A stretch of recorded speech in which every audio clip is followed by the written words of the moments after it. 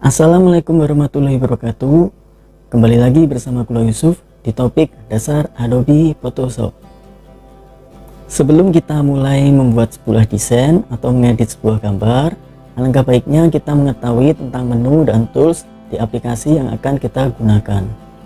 Jadi, buat kalian yang ingin belajar membuat desain dan mengedit sebuah gambar dengan program Adobe Photoshop, video inilah yang bermanfaat buat kalian karena saya akan menjelaskan tentang menu-menu dan tools yang ada di Adobe Photoshop. Menu yang akan saya bahas, yang pertama adalah menu top bar. Kemudian yang kedua adalah fungsi tools bar. Kemudian yang ketiga adalah working panel. Dan keempat adalah menu layer panel. So, pastikan kalian tonton video ini sampai selesai ya.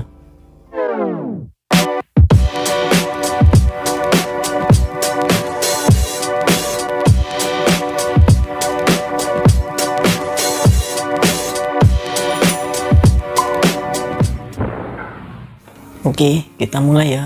Pertama-tama kita buka dulu aplikasinya Adobe Photoshop. Buat kalian yang sudah install aplikasinya, silahkan buka aplikasinya sambil menyimak video dari saya. Bagi kalian yang belum install, silahkan tonton video saya sebelumnya tentang cara install Adobe Photoshop di komputer. Untuk linknya saya taruh di atas dan juga saya tulis di deskripsi. Terus kemudian buat kalian yang ingin belajar mengenai desain dan juga editor menggunakan Adobe Photoshop, silahkan like channel ini dan juga nyalakan notifikasinya supaya kalian mendapatkan pemberitahuan apabila saya mengupdate atau mengupload video baru tentang tutorial Adobe Photoshop ini. Oke, ini layar awal sudah terbuka ya. Ini adalah tampilan awal dari Adobe Photoshop. Saya memakai CS6. Oke, sebelumnya saya akan menjelaskan dulu mengenai menu workspace. Menu workspace itu adalah menu awal kita akan membuat sebuah lembar kerja atau workspace. Itu ada di file, kemudian new. Nah, di sini adalah menu workspace. Di sini kita bisa setting ukuran dari project atau workspace lembar kerja yang akan kita buat. Di sini saya akan membuat tutorial untuk nanti kita bikin gambar secara bersinambungan untuk diupload di Instagram ya. Saya udah membuat presetnya Instagram ini dengan widthnya 1080 pixel, kemudian heightnya 1080 pixel atau skala 1:1. Kemudian saya memakai resolusinya 30 pixel pixel per inch. Kemudian saya menggunakan color mode-nya RGB color. Nah, di sini juga penting teman-teman. Di sini ada RGB color dan CMYK color. Dua ini penting. Ini yang harus kalian hafalkan. Kalau RGB color ini biasanya digunakan untuk output digital. Sedangkan untuk CMYK color ini digunakan untuk output cetak. Apa sih RGB color? Kemudian digunakan untuk digital itu maksudnya apa? Untuk RGB color itu biasanya dibuat untuk gambar yang nantinya akan diupload ataupun cuma sebagai gambar di handphone, tidak dicetak. Misalnya diupload di Instagram, di Facebook, kayak gitu, atau di web. Kemudian untuk CMYK ini adalah untuk keperluan cetak. Mungkin itu di print atau itu nanti dibikin stiker. Kenapa harus CMYK kalau dicetak? Karena teknologi sekarang printer itu setahu saya masih menggunakan CMYK, yaitu cyan, magenta, yellow, dan black. CMYK ini adalah cyan, kemudian M-nya magenta, Y-nya yellow, K-nya black. Kenapa K-nya itu black? Karena hitam itu adalah warna kunci ya. Jadi untuk keperluan cetak kalian harus setting ini sebagai CMYK. Sedangkan untuk output digital kalian setting menjadi RGB color. Di sini saya setting RGB color karena kita nanti outputnya akan dipajang di Instagram. Kemudian ini ada juga 8 bit. 8 bit ini artinya adalah kemampuan untuk Photoshop mengeluarkan warna. Semakin besar bitnya maka semakin besar juga kepekatan warna atau warna yang kontras akan diberikan oleh Adobe Photoshop ini. Saya menggunakan medit aja sudah cukup, ini sudah bagus. Kemudian kita langsung oke saja. Nah, ini adalah lembar kerja yang kita buat tadi sesuai ukuran kita tadi. Kita mulai masuk ke menu yang utama di tampilan awal Adobe Photoshop ini ya. Kita masuk ke menu top bar atau top menu bar. Di top menu bar ini ada beberapa macam ya, dari file, edit, image, layer, type, kemudian select, ada filter, ada view, ada window, dan juga ada hub. Kita akan buka satu-satu. Kita mulai dari file. Di file ini yang biasa saya gunakan adalah new, ini untuk membuat sebuah project baru. Kemudian ada open ini digunakan untuk membuka sebuah project atau membuka sebuah gambar. Kemudian ada open as dan open as smart object. Open as dan open smart object ini biasa saya gunakan untuk membuka sebuah gambar untuk diimportkan sebuah media atau layer project kita. Kemudian ada close ini untuk menutup satu tab, dan nanti kita suatu saat membuat project yang ada beberapa tab. Nah, untuk close ini hanya menutup satu tab, sedangkan untuk close all ini untuk menutup keseluruhan tab. Jadi tab kita yang ada di lembar kerja di workspace ini nanti akan tertutup semuanya. Kemudian di sini ada save, kemudian ada save as, save for web, kemudian ada flash, import, dan export. Yang ini insya Allah nanti dari save sampai export ini saya buatkan video tersendiri di akhir tutorial pemahaman dasar ini. Kemudian yang kedua ada edit. Di edit ini yang harus kalian hafalkan ada 3 ya, yaitu undo state change, step forward, dan step backward. Undo ini adalah untuk mengulangi atau membalikkan perintah terakhir, satu langkah perintah terakhir. Sedangkan untuk step backward ini bisa beberapa langkah terakhir. Selama project ini masih dibuka, itu artinya kita bisa mengembalikan sampai 10 atau 15 langkah sebelumnya. Kemudian untuk step forward ini sama juga dengan redo ya. Jadi kita setelah kita merasa salah, kita undo, tapi kok kayaknya benar, kita balikkan lagi dengan forward ini. Kemudian setelah itu kita masuk ke image. Ke image ini yang terpenting adalah di ini, di mode. Nah, ini adalah sama yang saya jelaskan di menu workspace tadi ya, di awal. Adalah ini di RGB, CMYK, kemudian ada ini bits per channelnya, kemampuan Photoshop mengeluarkan warnanya. Kemudian dari di sini image size, kemudian canvas size, ada remake rotation ini untuk memutarkan layernya kita atau gambar. Biasanya itu saja yang saya gunakan di Emacs ini karena saya jarang bermain dengan gambar-gambar ini Emacs, hanya efek-efek saja. Kemudian di sini ada layer, di sini ada new ini adalah untuk menambahkan sebuah layer baru di panel layer kita. Kemudian ada rename layer, sebenarnya ini semua nanti ada shortcutnya di menu layer panel kita.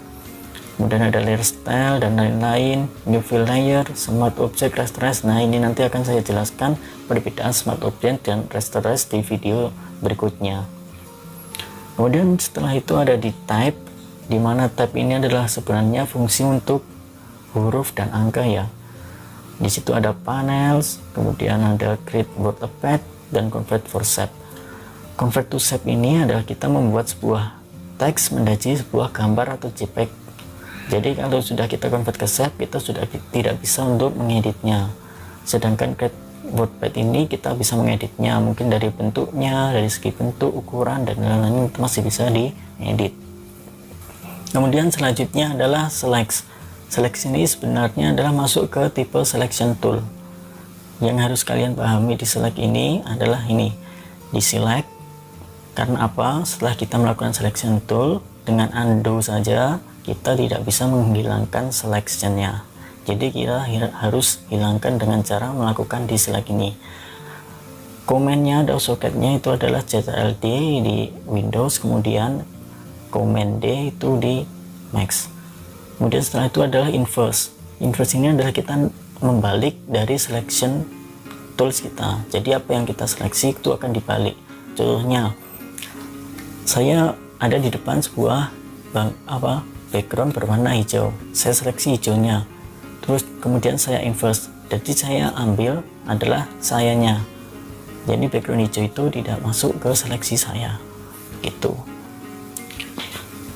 Kemudian ada lagi modify, ini juga kadang saya gunakan tapi tidak sering juga.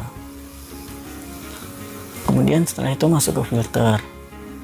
Di filter ini sebenarnya ada juga di layer panel, yaitu ada blur, distort, noise, pixelate, render, sharpen, style, windows, other. Ini adalah filter-filter atau efek-efek yang nanti akan berpengaruh terhadap layer ini di belakang ini. Kemudian ada satu fungsi yang menurut saya luar biasa di Adobe Photoshop ini adalah Liquify. Liquify ini adalah sebuah filter yang digunakan untuk mengedit sebuah bentuk. Jadi ini bisa digunakan untuk mungkin mempertirus dari pipi seseorang, kemudian melangsingkan tubuh, dan juga untuk banyak yang bisa dilakukan dengan Liquify ini berhubungan dengan bentuk, mengedit-edit dari bentuk atau objek.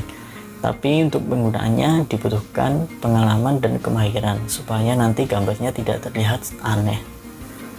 Kemudian setelah itu ada View. View ini adalah sebenarnya tentang bagaimana kita membuat tampilan dari workspace ini. Yang harus kalian hafalkan adalah ini, shortcut dari zoom in, zoom out, dan fit on screen. Zoom in ini adalah kita akan memperbesar sebuah workspace ini. Jadi kita perdalam, kita zoom, kita masuk ke dalam gambarnya. Kemudian zoom out adalah kita memperkecil atau kita keluar dari gambarnya. Kemudian untuk fit on screen ini kita akan menampilkan satu layer atau satu workspace ini ada di tampilan layar ini. Jadi satu full workspace kita itu akan ditampilkan dengan ini, fit on screen. Mungkin itu ya untuk view. Yang lain-lain, screen mode dan lain-lain, ini nggak pernah saya pakai standar saja. Kemudian kita ke window. Window ini adalah tampilan untuk menampilkan sebuah menu-menu tambahan di luar menu yang dari presetnya atau menu dari aslinya Adobe Photoshop, settingan hasil Photoshop. Kalian bisa menambahkan mungkin extension, keluar mini brush dan lain-lain. Kemudian ada adjust brush, ada karakter, ini nanti akan tampil di working panel. Yang mungkin jadi perhatian itu adalah di workspace-nya ini ya. Di workspace ini ya, yang harus diperhatikan ada 4, yaitu essential atau defaultnya, kemudian painting, dan fotografi atau tipografi. Apa sih perbedaannya? Untuk essential ini default, jadi dia bisa semuanya dikerjakan di ini, essential ini. Sebenarnya semuanya bisa, tapi untuk kemudian aksesnya ada yang beda. Kalau painting ini biasanya digunakan untuk menggambar sebuah patch. Jadi belum ada gambar apa-apa, kita akan menggambar. Contohnya kita seperti menggunakan Adobe Illustrator atau CorelDRAW. Jadi kita menggambar bebas, belum ada vektor, belum ada apa-apa, kita membuat desain bebas. Kemudian untuk fotografi ini biasanya buat edit-edit foto atau gambar. Ini biasanya kan dengan ini workspace fotografi. Kemudian untuk tipografi ini biasanya digunakan untuk membuat sebuah teks, mengedit sebuah teks atau mendesain dalam bentuk teks, mungkin tulisan-tulisan dan lain sebagainya, itu menggunakan tipografi. Karena kita bikinnya nanti akan campuran, saya menggunakan essential saja. Kemudian yang terakhir adalah help. Untuk help ini sebenarnya jika kita mengalami kesulitan, kita butuh pedoman atau apa, kita bisa online mencari help. Tapi kalian membutuhkan kemampuan bahasa Inggris, karena di sini nanti seperti e-booknya itu isinya semuanya bahasa Inggris ya. Oke, top menu bar selesai. Selanjutnya kita masuk ke tools bar, fungsi tools bar yang ada di sebelah kiri dari workspace. Toolbar pertama yang kita bahas adalah move. Move tool ya, itu shortcutnya V. Move tool ini biasanya digunakan untuk memindahkan suatu objek atau suatu layer. Kemudian di sini untuk move ini ada yang luar biasa, yaitu auto select. Jadi untuk auto select ini kita tidak perlu mengubah dari posisi layer kita.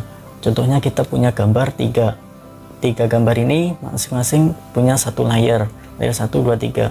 Kita posisinya di layer 1 dan kita ingin memindahkan gambar di layer 3, layer 1 dan layer 2. Kita nggak perlu buka satu-satu layernya, kita cukup auto select ini aja, nanti ketiga-tiganya akan ke select. Tapi saya jarang menggunakan karena saya tidak mau, kadang-kadang itu yang tidak mau saya pindahkan ikut terpindahkan karena auto select ini. Kemudian setelah itu di bawahnya ada rectangular marquee tool. Rectangular marquee tool ini sebenarnya masuk ke selection tool, di mana kita akan menyeleksi sebuah objek atau gambar layer itu dalam bentuk ini ada kotak, kemudian ada ellipse juga. Nah, itu dengan menggunakan marquee tool atau yang sudah tersusun. Kemudian di bawahnya ada lasso tool. Lasso tool ini biasanya digunakan untuk menyeleksi objek yang belum terpola, atau dia nanti bisa acak lah, mungkin bentuk tubuh saya ini bisa kita maskingkan dengan lasso tool ini, kita seleksi dengan lasso tool. Kemudian di bawahnya itu ada yang namanya quick selection tool. Quick selection tool ini sama gandengannya dengan magic wand tool. Kalau magic wand tool itu kita menyeleksi sesuai dengan warna, kalau quick selection tool ini apa yang kita seleksi kita drag. Jadi biarpun warnanya berbeda, itu masih masuk ke dalam apa yang kita drag, kita seleksi, itu nanti akan terseleksi. Kemudian di bawahnya ada crop. Kalian sudah tahu pastinya ya fungsi dari crop ini, yaitu untuk memotong sebuah layer atau objek gambar. Kemudian di bawahnya lagi di situ ada yang namanya eyedropper tool. Eyedropper tool ini biasanya digunakan untuk mencari formulasi warna.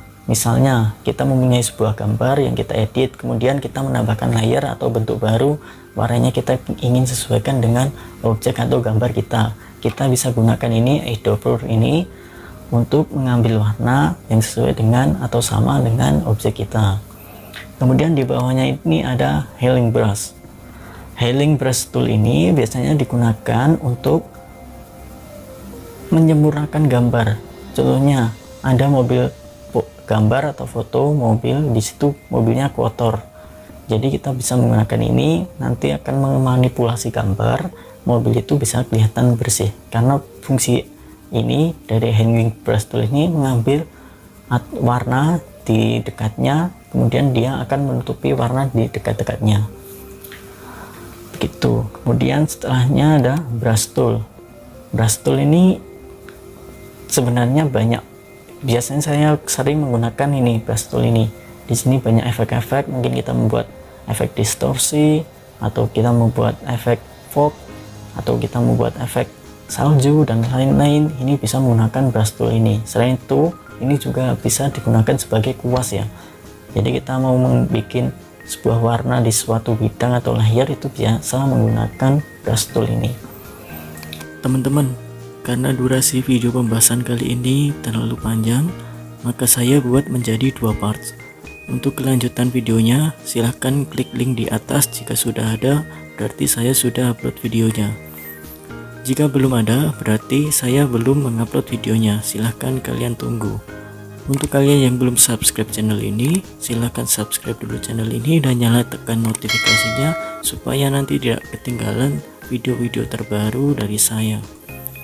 Akhir kata, Kulo Yusuf pamit. Wassalamualaikum warahmatullahi wabarakatuh.